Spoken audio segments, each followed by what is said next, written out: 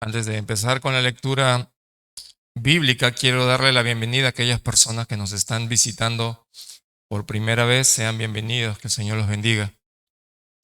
Vamos a buscar en nuestras Biblias el libro de Marcos, capítulo 13, versículos del 28 al 37.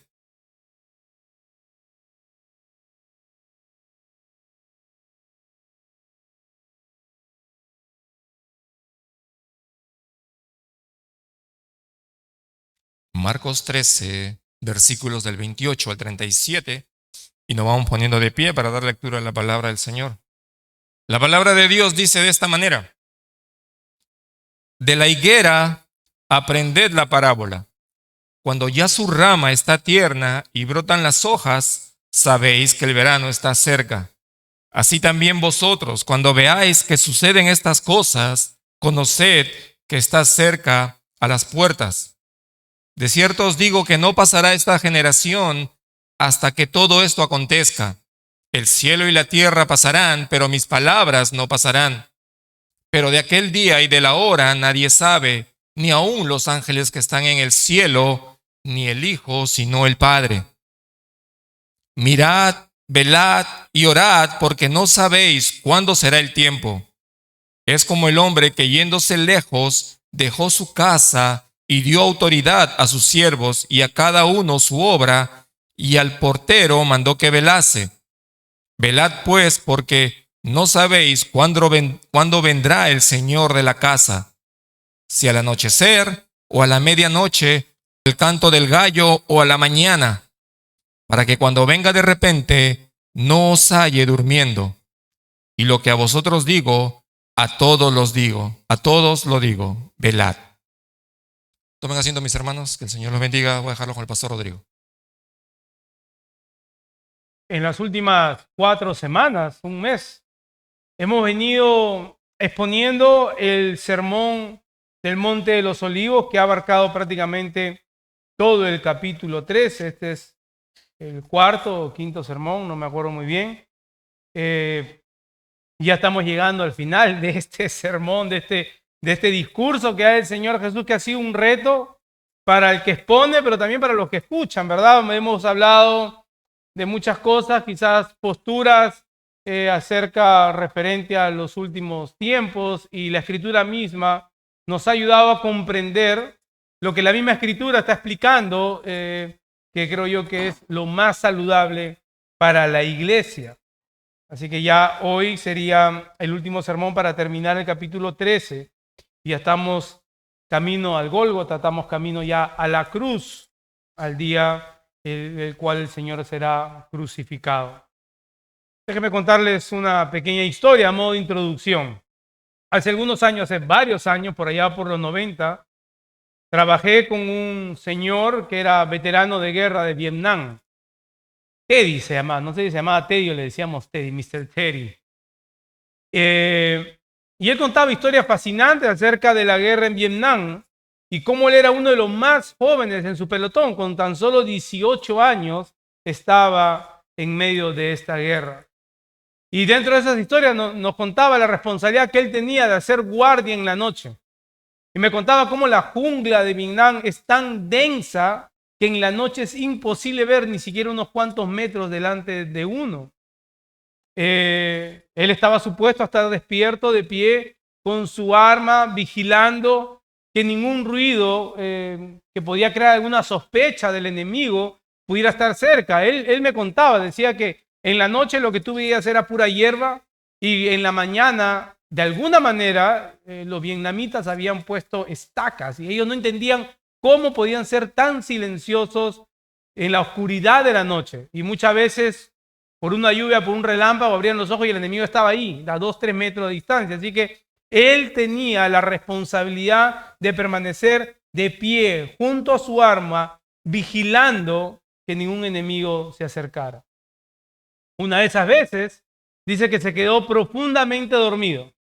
Y lo siguiente que recuerda fue un sonido fuerte, y él lo contaba a modo de anécdota y se reía. Dice que lo primero que hizo fue mirar su reloj y decir, oh, wow, estoy vivo. Había explotado una granada al lado de él y por eso él tenía parte de la pierna con metal y el brazo también. esta pequeña distracción por este pequeño breve de tiempo, este breve momento, le costó mucho, porque él debía permanecer vigilante, y esa es la misma indicación o la misma instrucción que Jesús le hace a sus discípulos. Estos que están escuchando este discurso del Monte de los Olivos, pero también a la iglesia en el día de hoy. Y el título del sermón de hoy es Permaneciendo Vigilantes. Y vamos a ver que este es el enfoque o el punto central de lo que Marcos está narrando aquí en las palabras de Jesús. Este es su argumento. Que permanezcamos vigilantes ante las señales previas a la destrucción del templo en las instrucciones para los discípulos. Pero también que permanezcamos vigilantes en lo que el día de su retorno se aproxima, confiando en la autoridad de su palabra. Y si observamos bien, y vamos a llegar ahí, el versículo 31 de lo que nuestro hermano Guillermo acaba de leer, es prácticamente el eje que sostiene estos dos acontecimientos. Es básicamente el eje donde se sostiene todo el argumento. Debemos aclarar también que este tiempo de espera, en la cual tenemos que tener esta actitud vigilante, no es un tiempo para que estemos pasivos, no es un tiempo de espera pasiva, no es simplemente ser un espectador. Se nos manda a la acción y vamos a ver cuál es esa acción en el versículo 33. Y así como mi amigo el señor Teddy, no simplemente debemos permanecer con los ojos abiertos, sino que como él debía permanecer con sus dedos en el gatillo de su arma, listo para disparar al enemigo, así a nosotros también se nos ha provisto de armas para esperar y enfrentar a nuestro enemigo, que como dice la palabra, está como león rugiente buscando a quien devorar. Y más de una vez, con dolor, tenemos que decir que somos testigos de eso, y muchas veces él alcanza su meta, alcanza su cometido, devora a aquellos que están distraídos y que no están vigilantes. ¿Qué actitudes entonces deben acompañar este tiempo de vigilancia? Y vamos a ver tres encabezados. Primero, que debemos de confiar en la veracidad de su palabra. Versículo de 28 al 30. Debemos de confiar en la veracidad de su palabra. Versículo 31, debemos de confiar en la autoridad de su palabra. Y versículo de 32 al 37 vamos a ver que debemos de confiar en la suficiencia de su palabra. La veracidad de su palabra, la autoridad de su palabra, la suficiencia de su palabra. Así que hermanos, como cada domingo que nos disponemos a escuchar la palabra para predicarles un reto, necesito que me ayuden, me acompañen en lo que mi corazón en medio de las distracciones experimenta para que el Señor nos ayude a exponer la palabra con claridad. Acompáñenme en oración. Amado Padre, es nuestro ruego en este momento, Señor, que tú disipes nuestros afanes, nuestras distracciones, nuestros corazones, Señor, que muchas veces laten rápido por aquellas preocupaciones que podemos tener. Y permite que tu palabra sea predicada fielmente, Señor, con claridad, con sencillez. Cumple, Señor, el propósito por el cual tú la has dejado escrita y por el cual, Señor, tú has ordenado que el día de hoy esta palabra sea predicada en tu iglesia, Señor. Tú eres el Señor de la iglesia. Nosotros solamente somos meros siervos tuyos. Glorifícate, Padre amado, en medio de nosotros, en Cristo Jesús. Amén. Jesús, como hemos visto la semana pasada, acaba de hablar a sus discípulos, les acaba de narrar acerca de la venida del Hijo del Hombre, acerca de su segunda venida.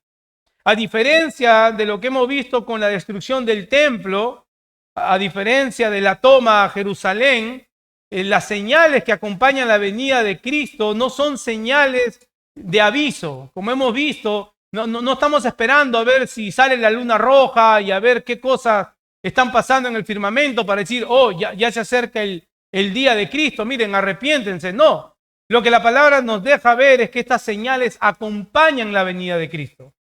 No son señales simplemente que avisan que el día se ha acercado, sino que son señales que avisan que el momento ya llegó. Ya es tarde. Ya para el arrepentimiento no hay lugar. Es el momento de separar las cabras de las ovejas. Llega el momento de separar la cizaña del trigo. Llega el momento de separar a los escogidos de los reprobados. Ese momento ha llegado y todo el firmamento anuncia que Él ha llegado. Hemos visto también cómo el pasaje nos lleva a ver que la segunda venida de Cristo es un solo evento. ¿Ok? No hay dos tiempos en la venida de Cristo. El pasaje mismo tampoco nos lleva a ver una gran tribulación futura como un evento al que tenemos que estar atentos o un arrebato previo o secreto de la iglesia. Más bien la tribulación de la que habla Cristo se hace más claro cuando vemos la destrucción de Jerusalén. Pero también hemos dicho que el tiempo de tribulación acompañará a la historia de la iglesia en lo que Cristo regresa. Y también hemos dicho que Jesús ahora en esta porción de la Escritura, Él va a usar dos parábolas o dos analogías, si quisiéramos llamarlo así, cada una de estas apuntando a uno de estos eventos que Él ha venido exponiendo. La primera parábola o primera analogía vamos a ver que es concerniente a la higuera. Sigue la línea de lo que Él ha venido hablando, de los hechos que sucederían previos a la destrucción del templo. Miren el versículo 28. De la higuera aprended la parábola, dice. Cuando ya su rama está tierna y brotan las hojas, sabéis que el verano está cerca. Jesús hace una referencia sencilla que se puede llevar a cabo con una simple observación. Y Él usa la higuera, pero no solo la higuera, sino también, como dice Lucas, el resto de los árboles. Y observando la higuera y el resto de los árboles se podría deducir que cierta estación del año ya está próxima. En el caso de la higuera explícitamente dice que cuando la rama está tierna y brotan las hojas, el verano ya está cerca. Jesús usa esta parábola o esta analogía, hermanos, porque recuerden, todo lo que Él ha venido explicando acerca de la destrucción del templo puede haber dejado a los discípulos con su rostro desencajado, quizás sumamente preocupados y confundidos. Jesús le dice, miren a la higuera. Miren esto que ustedes conocen bien. Y ahí podemos ver, ¿no? Observar la capacidad que tiene Jesús para abrir el entendimiento de sus discípulos. Y es sorprendente la facilidad que tiene Él para usar asuntos cotidianos para hacer lo difícil de lo que Él explica fácil, de manera que ellos puedan entender. Jesús usa estos recursos cotidianos en la vida de los judíos a modo de ilustración para que ellos entiendan la complejidad de lo que Él les está enseñando. También debemos aclarar, hermanos, que no debemos perdernos en los detalles de la higuera. Muchas personas simplemente ven la higuera y comienzan a tratar de descifrar algún tipo de mensaje secreto, como tratando de leer entre líneas. Y Jesús en este caso no está usando la higuera como un tipo de mensaje secreto. Jesús no está usando esta higuera como diciendo, miren, descifren a ver lo que la higuera quiere decir. Es obvio y resalta a la vista que Él está usando simplemente la higuera y los demás árboles, como dice Lucas, como una ilustración de lo que Él ha venido enseñando. Y de ahí la aplicación del versículo 29. Así también vosotros. Acaba de dar el ejemplo de la higuera, así también vosotros. Y aquí se hace obvio, hermanos, que Él está refiriéndose a las personas que están frente a Él. Él se está dirigiendo a este grupo de discípulos que están escuchando atentamente lo que Jesús está hablando. Y una vez más, el texto no nos permite, hermanos, caer en una postura meramente futurista. Hemos visto que todo lo que viene hablando Jesús, que si bien usa un lenguaje profético, un lenguaje apocalíptico, tiene un cumplimiento en su tiempo y también se va a ir desarrollando progresivamente. En este caso, hemos visto que este cumplimiento llegó en el año 70 con la destrucción de Jerusalén. ¿Cómo llegamos a esta conclusión? Porque Lucas en el pasaje alterno, paralelo, nos deja ver esta realidad. Así que Él está hablando con aquellos que están ahí al frente y dice, también vosotros cuando vean, dice, así también vosotros cuando vean estas cosas, a estos hombres que están delante de Él, con ellos está hablando. Así que no podemos caer en una postura futurista. Esto atentaría en contra del contexto inmediato del pasaje. Hermanos, y lo que buscamos aquí y lo que cada uno debe buscar en su estudio personal es ser fiel a lo que el texto dice. No llevarnos por marco de referencia o por algunas líneas de algunas personas, sin nosotros mismos dejar que la Escritura nos convenza. Ese es el trabajo que debemos hacer, en el cual nos sometemos al Espíritu Santo, que es nuestro Maestro, nuestro Consolador. Así que debemos dejar que la Escritura misma nos convenza, no atentar en contra del contexto inmediato del pasaje. A esta audiencia a la que Jesús está dirigiendo, porque ellos van a ser testigos de lo que todo va a pasar en Jerusalén. A ellos es que le dicen, huyan, ¿verdad? Como hemos visto anteriormente. No regresen al campo ni a su casa para sacar absolutamente nada. No podrían estar hablando a esta generación, porque nosotros no vamos a huir a los montes. Y si es respecto al regreso de Cristo, ¿por qué el cristiano debía de huir? No tendría sentido. Pues no son asuntos a futuro, sino lo que iba a pasar en Jerusalén. Así que usando la ilustración de la higuera, Jesús le dice, cuando ustedes vean que suceden estas cosas, hablando de las señales de la abominación desoladora, conozcan que está cerca, conozcan que está a las puertas. ¿Qué cosa está a las puertas? El juicio en contra de Israel. Aquel día en que se cumple la parábola que él ha contado de los labradores malvados, en la cual la administración, el cuidado de la vid se les ha sido quitada a los labradores.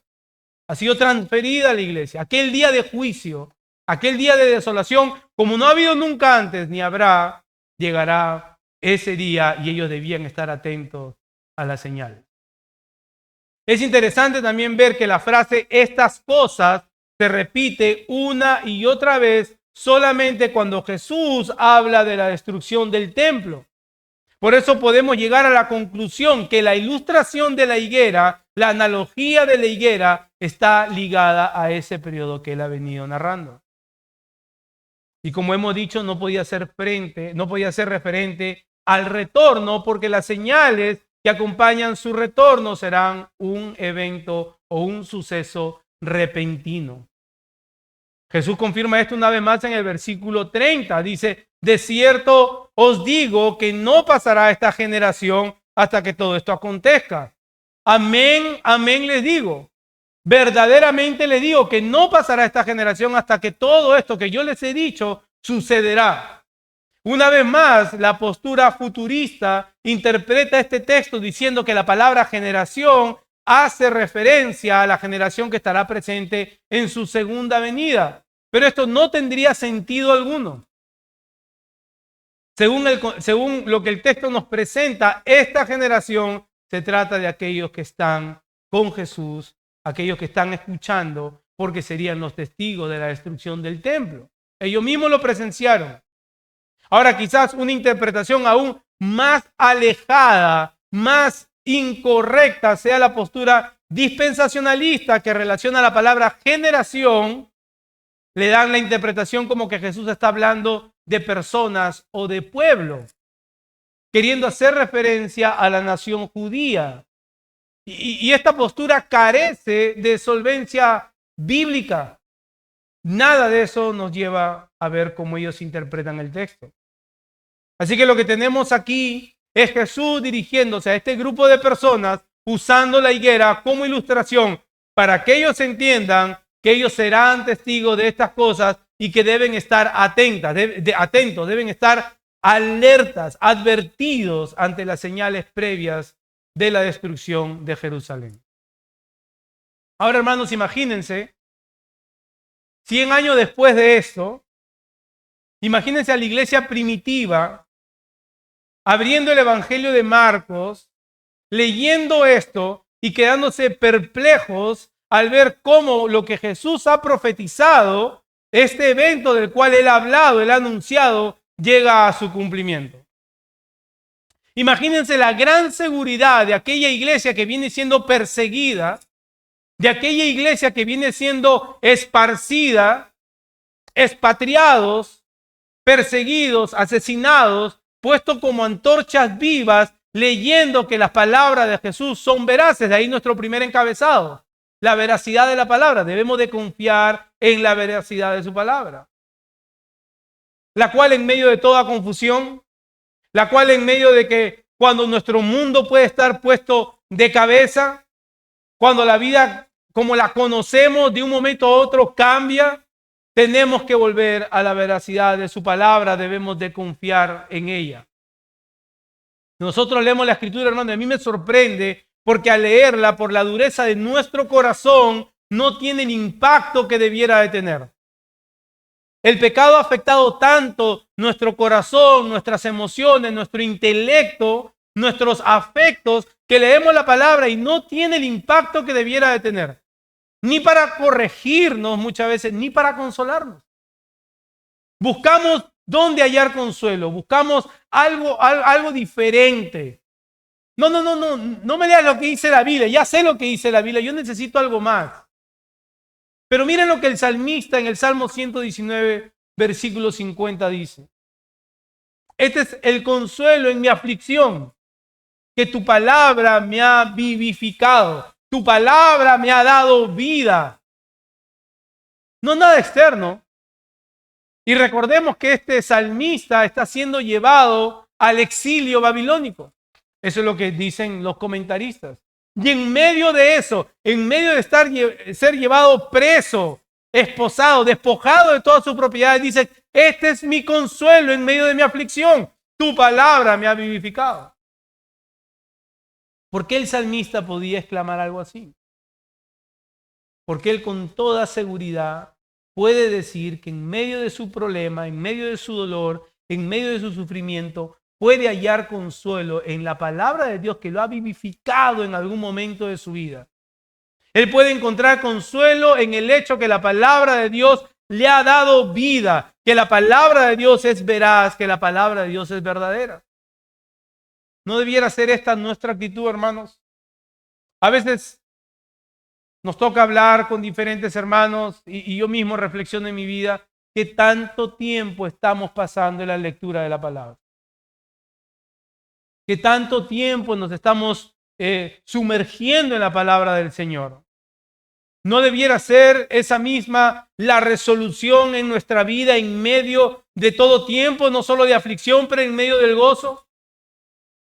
¿Recuerdas cuando la palabra predicada o leída o que alguien te compartió en algún momento llenó tu corazón de vida? ¿Recuerdas ese momento, en algún momento de desesperación de tu vida, en algún momento de confusión? Alguien te compartió una palabra o escuchaste la palabra predicada y en ese momento sentiste cómo tu corazón se llenó de vida, se llenó de gozo, se llenó de esperanza. Este recuerdo, hermano, debe servirnos para volver a la palabra una y otra vez, porque es la que vivifica nuestra vida. Recuerdos en momentos de desesperanza, en donde por la palabra experimentamos gozo que antes no habíamos tenido. Recordar aquellos momentos que por la palabra de Dios encontramos seguridad al saber que siendo su hijo, siendo su hija, Él no nos abandonaría. Él nos ha vivificado a través de su palabra una y otra vez. Y este debe ser el consuelo, porque así lo hizo antes y lo hará de nuevo. Amén. Amén. Ahora, si aún necesitas mayor seguridad, lee conmigo el versículo 31. El cielo y la tierra pasarán, pero mis palabras no pasarán. Una vez más, tengamos en mente no solo a los discípulos que están escuchando esto, pero tengamos en mente a los primeros receptores de este evangelio, hermano. Retrocedamos 2000 años atrás para entender cómo estas palabras ellos la están recibiendo. Cómo ellos la veían y cómo esto los llenaba de seguridad. No solamente de ver que la palabra del Señor es veraz, lo que Él dijo, eso pasó, sino también la autoridad máxima que tiene la palabra del Señor. Había dicho en la introducción que este versículo es el eje que sostiene todo el pasaje. Y estoy convencido de eso. Porque por un lado, su palabra se cumple cabalmente en todo lo que Él ha dicho que va a suceder con Jerusalén, pero también nos debe llevar a confiar en la autoridad de su palabra, que se cumplirá todos los eventos futuros en torno a su segunda venida. No hay nada que no se va a cumplir. No hay nada que el Señor ha dicho que no llevará a su cabalidad completa. Su palabra permanece, su palabra es poderosa, su palabra es eterna. Es algo que nosotros quizás no tenemos problema para aceptar. Pero Jesús, conforme se aproxima a la cruz, esto es lo que está haciendo Él. Él les está revelando a sus discípulos su deidad. Nosotros leemos esto, hermano, tenemos un concepto más claro de quién es Jesús que sus discípulos. A nosotros se nos ha concedido tener toda la revelación de Dios escrita. Ellos no tenían esto. Jesús, al decir esto, les está revelando su deidad a sus discípulos. Porque lo que Él acaba de decir describe la autoridad, la única autoridad que la palabra de Dios tiene en el Antiguo Testamento. Si había un Dios que ellos conocían, el Dios de Israel, esa autoridad de su palabra solo le pertenecía a Él. Y Jesús, al decir estas palabras, hace una referencia clara a Isaías 48. Mire lo que dice Isaías 48. Se seca la hierba, se marchita la flor, pero la palabra de nuestro Dios permanece para siempre. Entonces lo que Jesús está haciendo es revelar a sus discípulos que esta autoridad que tiene la palabra de Dios es la misma autoridad que tiene su palabra, porque Él es Dios encarnado. Esa misma autoridad la comparte Él. Y si Isaías 40, versículo 8 nos deja ver la autoridad de su palabra, si avanzamos un poquito más al versículo 12 del mismo capítulo, miren lo que dice. ¿Quién midió las aguas en el hueco de su mano? ¿Ustedes han puesto una de su mano así? ¿Cuánta agua pueden medir ahí? Algo ridículo, ¿verdad? Miren lo que dice la palabra. ¿Quién midió las aguas en el hueco de su mano? Hablando de todos los mares. Y con su palmo tomó la medida de todos los cielos. Y con 1/3 de medida calculó el polvo de la tierra. Es como, ustedes han visto esas cucharitas para hacer los cakes y miden, ¿no? Media cucharita, un cuarto de cucharita. Ya, es como que con eso el Señor agarra eso y mide todo el polvo de la tierra, toda la arena de los mares, todas las montañas que veamos. ¿Y quién pesó, dice, los montes con la báscula y las colinas con la balanza? El monte más alto que conocemos es el monte Everest. No tenemos ni idea cuánto el monte Everest debe pesar. Trillones de libras, por lo menos. Bueno, la palabra dice que Dios mismo pesa los montes. Obviamente, está hablando en un idioma poético, pero que nos deja ver la grandeza de Dios. Y si esta es la grandeza que Dios, que es narrada por Isaías, es la grandeza de Dios, esta es la misma grandeza de Cristo.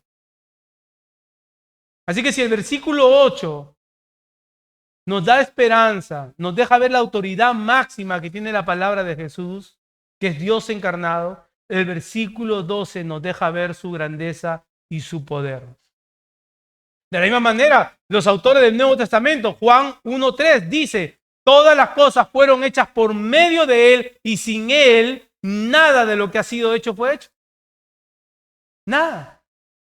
Colosenses 1:16, porque en Él fueron creadas todas las cosas, tanto en los cielos como en la tierra, visibles e invisibles, ya sean tronos, dominios o poderes, autoridades, todo ha sido creado por medio de Él y para Él. Él es antes de todas las cosas y en Él todas las cosas permanecen. Por el poder de su palabra, Él sostiene todo lo creado. Pablo hablando de Cristo. Isaías, en el mismo capítulo 45, dice que es Dios quien creó los cielos y la tierra. Así que se hace claro a la luz de la palabra que la misma autoridad, el mismo poder, las mismas características del Dios omnipotente, todopoderoso, son las mismas características, los mismos atributos que comparte Jesús, porque Él es Dios encarnado. Es la segunda persona de la Trinidad. Además, el autor de Hebreos en el capítulo 1 dice, Él es el esplendor de su gloria, hablando de Jesús, y la expresión exacta de su naturaleza, y sostiene todas las cosas por la palabra de su poder. Todo lo que nosotros vemos es sostenido por el poder de su palabra. Por eso Jesús podía decir con toda autoridad, el cielo y la tierra pasarán, pero mis palabras no.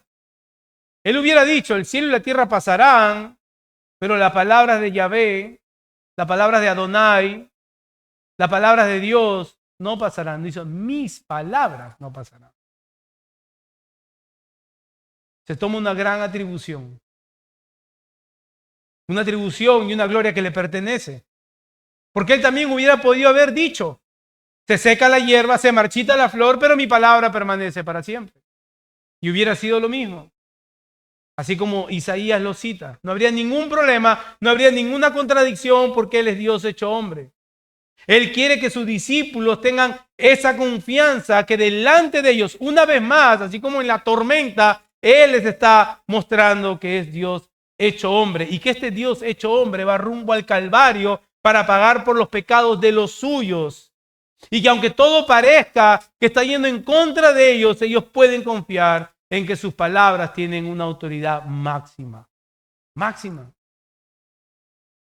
Nosotros, hermanos, ya avanzando 2000 años después, tenemos que hacer lo mismo.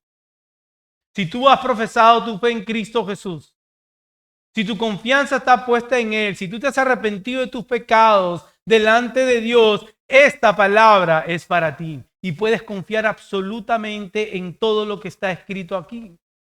Y puedes confiar que tiene toda la autoridad máxima para tu vida. Y que es cabal y es veraz en todo lo que Él ha dicho. Porque la palabra permanece por la eternidad. Toda la escritura. Si Él ha prometido estar con nosotros, su palabra permanece como veraz y con autoridad. Esto no tiene nada que ver cómo tú te sientes. Muchas veces decimos, no siento que Dios está conmigo. No siento su presencia. De un tiempo acá es como que no experimento eso que antes experimenté. Qué bueno que no lo experimentes porque tú no puedes basar tu fe en tu emoción. Tú no puedes basar tu fe en tus propias experiencias emocionales. Tú tienes que anclar tu fe en que la palabra del Señor es confiable y es autoritativa. Todas las promesas que Él ha dejado es para los suyos. Es para nosotros, es para su iglesia. Y no dudemos, hermanos, por más que los tiempos sean difíciles. Una vez más, recordemos el cuadro que los discípulos iban a observar. Situaciones que nosotros nunca lo hemos visto.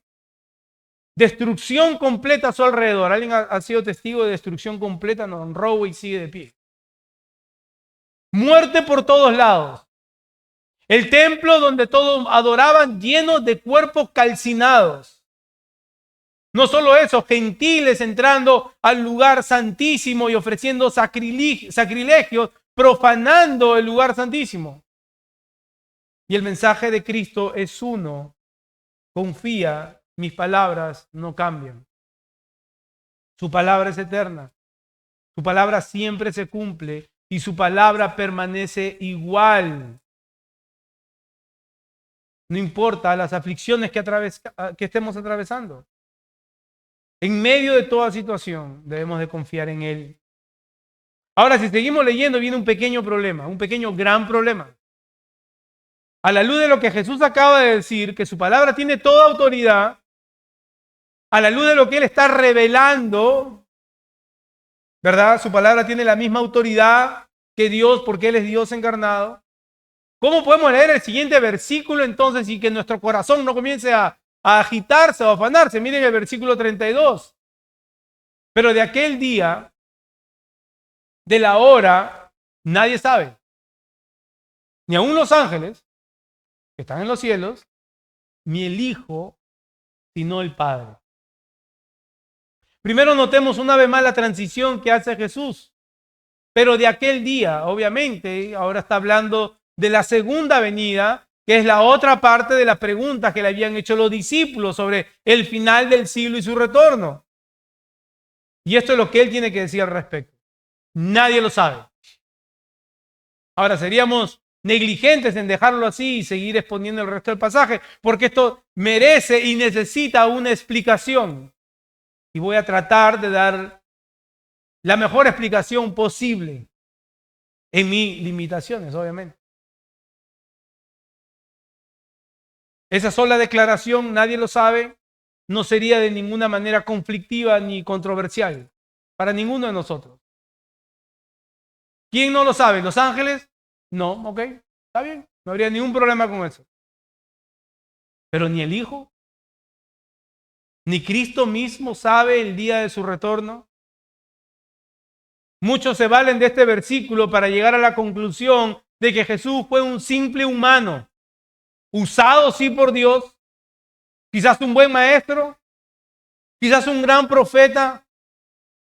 Yo tenía un amigo que había sido parte de la revolución en Nicaragua y me decía Jesús fue el primer comunista y socialista de la historia. Y lo veían así, como un revolucionario, pero más de eso no. Quizás una persona que Dios en su momento lo ungió para hacer ciertas cosas, ciertas proezas, pero no lo ven como Dios hecho hombre. Y si nosotros, hermanos, no entendemos o al menos tratamos de entender, de comprender la verdad de que Cristo es completamente y verdaderamente humano, a la misma vez que es completamente y verdaderamente Dios y que en Él habitaba perfectamente estas dos naturalezas y que estas dos naturalezas no se mezclaban entre sí, no creaban una tercera naturaleza, la misma no sufría alteración la una de la otra. Si no tratamos de comprender eso y aceptar esa unión hipostática, que es un nombre largo que se le da para entender esto, entonces dejaremos que aquellos que atentan en contra de la deidad de Cristo nos confundan. Ahora la pregunta sigue estando ahí. ¿Cómo reconciliamos este hecho entonces? Y gracias por preguntar. Me ponen en aprietos, pero aquí vamos. Por un lado, él mismo habla de la autoridad de su palabra, la cual solo Dios tiene. Pero a la misma vez, Él les pone una limitación. Primero déjeme decirle que es muy probable que Jesús esté usando una vez más un recurso que era conocido culturalmente. Debemos entender el contexto cultural por los propios discípulos. Ellos conocían esto. Y Él está usando posiblemente esto para enseñarles una verdad fascinante. ¿Qué contexto es este? El contexto del matrimonio judío. La preparación para la boda tenía una estructura muy definida dentro del contexto judío. El novio preparaba todo lo necesario para el momento que viviría con la novia. ¿Verdad? Él preparaba todo lo concerniente a ese gran día. Y aunque él hacía todos los preparativos para ese gran día, solo el padre del novio podía determinar cuándo sería la boda. Cuando el padre veía que era conveniente llevar a cabo la boda, le daba una señal al novio y éste iba en busca de la novia. La novia debía permanecer esperando y expectante a que su novio llegase. Todo esto se nos hace bastante conocido, ¿verdad? Jesús ha hablado de pequeñas porciones de esto en otro lado. Usualmente acompañaban al novio toda una corte de personas que iban anunciando su llegada con gran alegría y regocijo. Ahora Jesús usa esto que culturalmente era conocido por sus discípulos. Una vez más, no perdamos de vista el contexto en que todo se da, a puerta de su crucifixión. Y creo yo que lo hace para mostrar también su verdadera y perfecta humanidad, que habitaba juntamente con su naturaleza divina en un solo ser.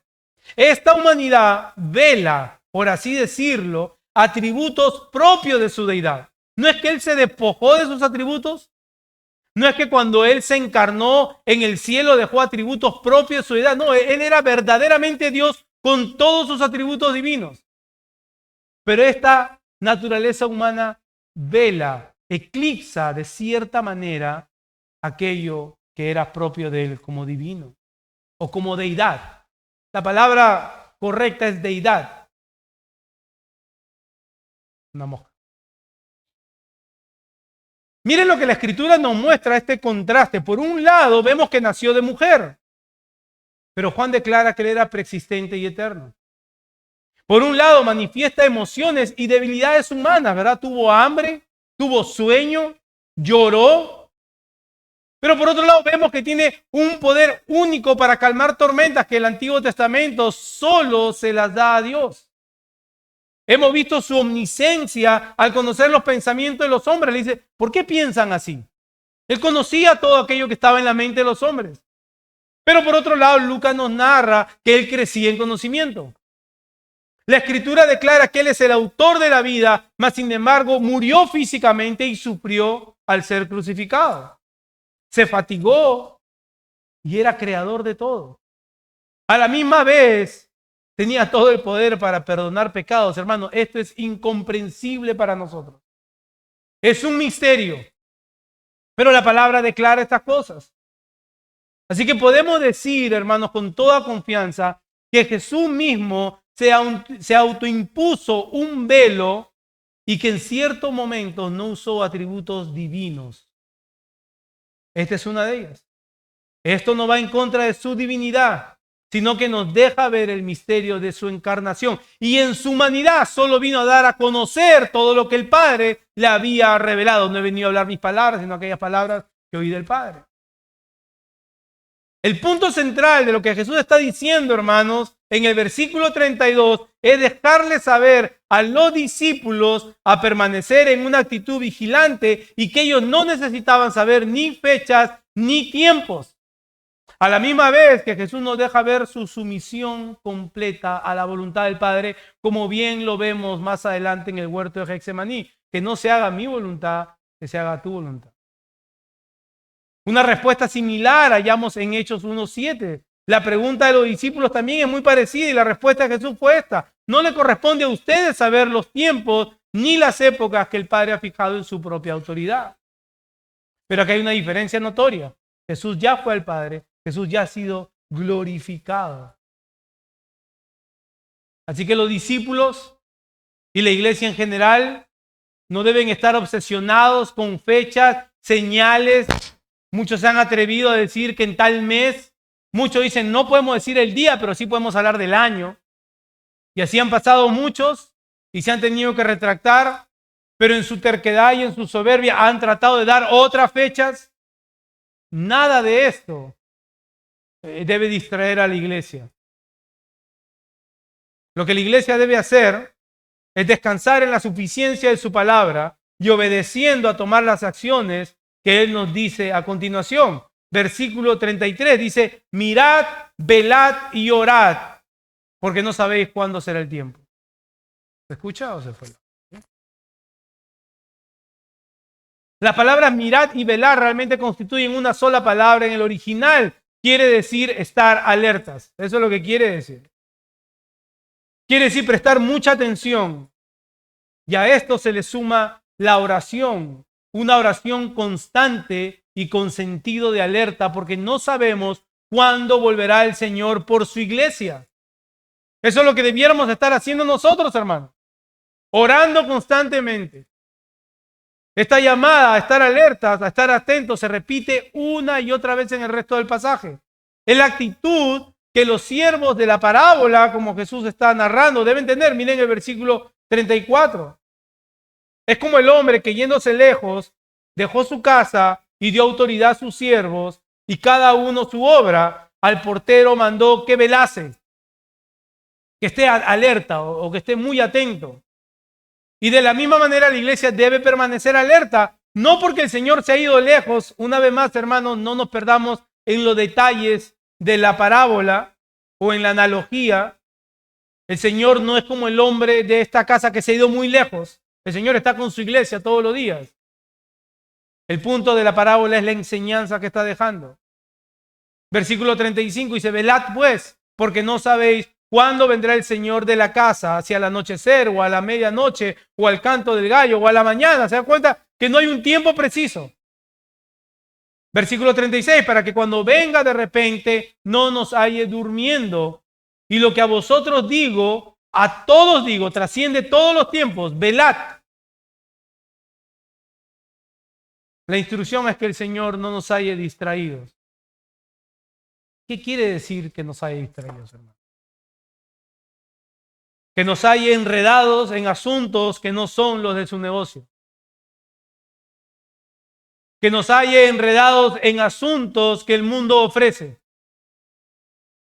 Prácticamente son las mismas palabras de exhortación que Pablo le hace a Timoteo.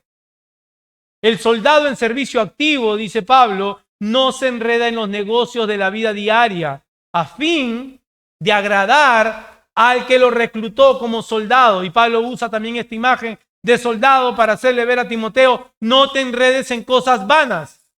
Tu vida debe agradar a aquel que te llamó. Que no nos haya durmiendo, hermanos, quiere decir exactamente esto. Que nos debe encontrar viviendo una vida que le agrada. Y eso solo lo sabes tú. Eso solo lo sé yo. Si el Señor viene esta misma noche o esta misma tarde, hallaría esa vida en mí. Yo tengo que hacerme a mí la pregunta. La manera como vivo, las motivaciones de mi corazón, dan evidencia que realmente en mí hay un corazón regenerado. O los afanes de la vida, o este dormir, esta distracción, me ha llevado a estar más enredado en asuntos de la vida que creciendo en santidad y velando en oración como el Señor nos manda. La vida que vivimos habla de lo real y la sinceridad de nuestra fe, porque podemos hablar muy bonito, hermano, y nuestra vida no da testimonio de eso. Y esto lo he dicho antes, pero es necesario decirlo. Si eres casado, tu esposa sabe si eres cristiano o no. Y si eres casada, tu esposo sabe si eres cristiano. Si eres adolescente, tus padres saben si eres cristiano o no. Si tienes hijos, tus hijos saben si eres cristiano. Si eres jefe, tus empleados saben si eres cristiano o no. Y si eres empleado, tus jefes saben si eres cristiano o no. Ser cristiano afecta a toda nuestra vida, hermanos. Cada área de nuestra vida debe dar testimonio que somos de Él. Nuestra vida son cartas abiertas. Porque eso habla de la sinceridad de nuestra fe. Y ojo, hermano, esto no es un llamado al pánico. No es un llamado al activismo religioso. Una vez hablaba con una persona hace mucho tiempo y el hombre hacía un sinfín de cosas en la iglesia. Y le decía, brother, andas tan ocupado. Me dice, sí, porque si Dios viene, yo quiero que Él me encuentre haciendo algo. Eso no es lo que dice el texto, hermano. No es una llamada al activismo religioso. No es una llamada ahora a hacer comité de evangelismo y salir a evangelizar en la calle, lo cual no hay nada malo en eso. Pero ese no es el propósito. Es un llamado a examinarnos sinceramente cómo está mi corazón delante del Señor. Si Cristo viene hoy, mi vida da testimonio efectivamente que he creído en el Evangelio, sí o no. Ahí donde tú estás sentado, que tienes 12 años, que no te has ido a la clase con los demás niños, tu vida debe dar testimonio que realmente has creído en Jesús, si es lo que tú dices. Y si tú tienes 80 y pico de años, que no creo que haya nadie de 80 y pico de años aquí, tu vida también debe dar testimonio de eso.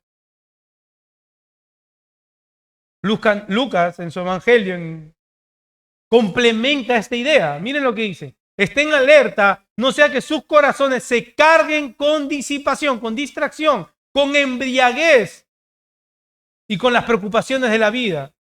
Y aquel día venga súbitamente sobre ustedes como un lazo. Recordemos por un momento Mateo 7.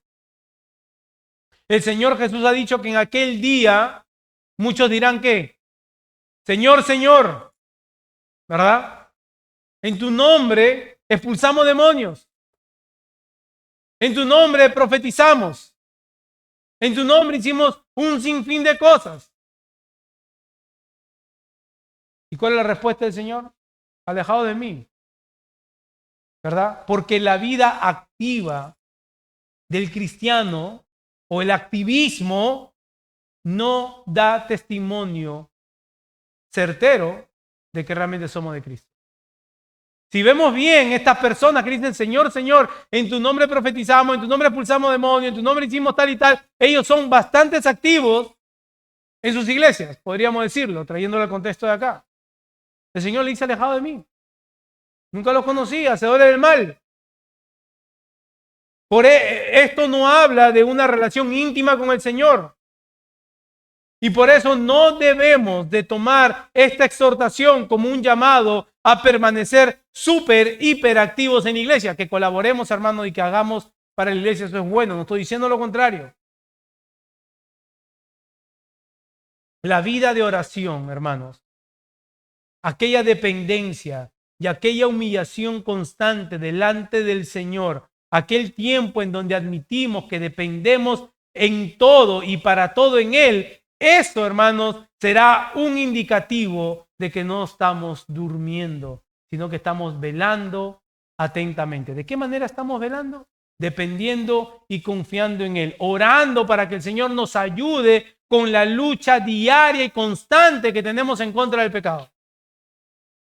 Cuando yo dejo de luchar, a donde va mi corazón, lo hemos dicho antes, ahí va el resto de mi cuerpo. Y somos testigos, hermanos, del dolor que el pecado causa en la vida de las personas que amamos.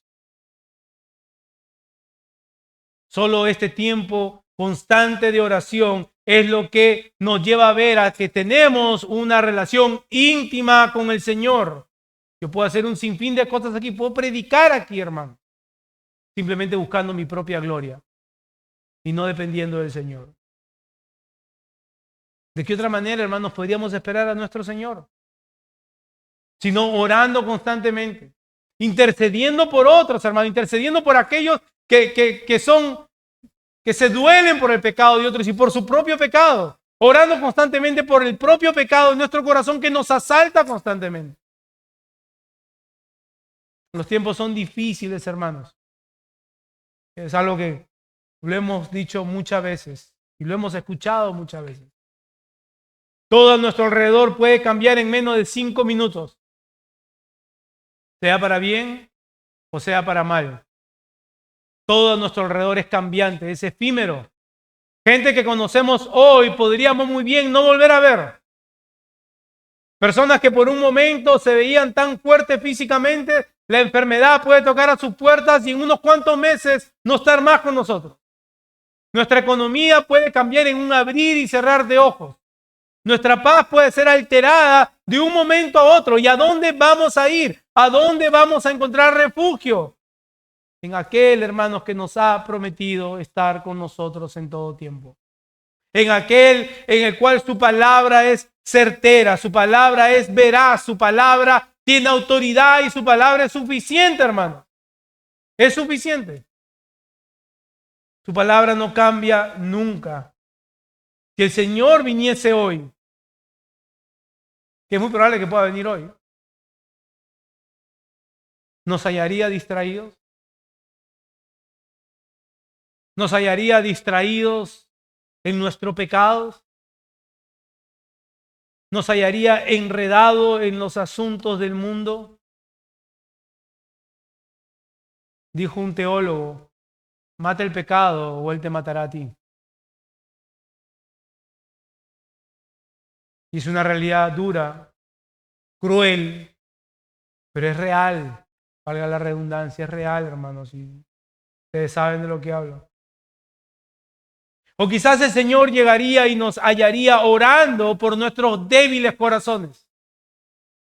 O quizás el Señor nos encontraría luchando en contra de nuestra carne, intercediendo los unos por los otros, consolándonos mutuamente, sosteniéndonos mutuamente. ¿Cómo nos hallaría el Señor? Nuestra vida de oración habla de cuánto dependemos de Él. Y a ti, mi amigo, mi amiga que nos visitas, que estás sin Cristo y sabes que estás sin Cristo, ¿cómo te hallarías? ¿Cuál fuera tu excusa? ¿O cuál sería tu excusa? ¿Dirías que nadie te advirtió? ¿Dirías yo no soy tan malo? ¿Dirías que te has portado bien dentro de lo que cabe? Nada de eso te servirá aquel día. Si no estás cubierto con la justicia de Cristo, óyeme bien, si tú no estás cubierto con la vida perfecta de Cristo, tus pecados no te han sido perdonados. Y eso solo sucede cuando vas a Él. Cuando te arrepientes de tus pecados. Cuando se lo confiesas a Él, no tienes que confesárselo a un hombre. Cuando se lo confiesas a Él, confiando que al hacer eso, Él, por su misericordia, no te dará conforme a lo que realmente mereces. Que todo lo contrario, por su gracia te dará lo que no mereces, que es el sacrificio de Cristo en la cruz, su sangre derramada a favor de pecadores como tú y como hoy y como yo. Huye a Él hoy. Aún hay tiempo. Corre a Él y ruégale por su misericordia. Corre a Él hoy. Huye a Él hoy, porque aquel día no podrás huir de Él. Oremos. Dios bueno, Dios lleno de misericordia y lleno de gracia. Nuestro corazón, Señor, una vez más es humillado por tu palabra, porque reconocemos, Señor, que muchas veces, en muchos periodos de nuestra vida, Señor, nos hallamos durmiendo, distraídos, enredados, Señor, con los asuntos de la vida. Hemos dejado nuestro puesto de vigilancia, hemos dejado la acción de permanecer orando, Señor. Le hemos reemplazado muchas veces por el activismo dentro de la iglesia. Dios amado, que esta palabra que ha sido expuesta nos lleve, Señor, una vez más a la convicción de que tú no vendrás, Señor, y verás nuestro activismo como evidencia de que somos tuyos, sino corazones humillados y dependientes de ti, que recurren a ti, Señor, porque en ti hallamos vida, y eso por medio del medio de gracia de la oración. Ayúdanos, Señor, y ayudas a aquellos que están aquí hoy, que no te conocen. Que hoy, Señor, por medio de tu Espíritu, esta palabra sea preciosa para ellos y llena de convicción, y que vean la hermosura de Cristo, Señor, y la esperanza de vida eterna que hay en Él. Que corran a Él, que abracen su cruz, Señor, y ahí sus cargas, como dice el himno, ahí en aquella cruz mis cargas fueron lavadas, mis cargas fueron quitadas. Consuela, Señor, aquellos que hoy miramos a nuestro alrededor, que por el dolor, Señor, no están aquí. En Cristo Jesús. Amén.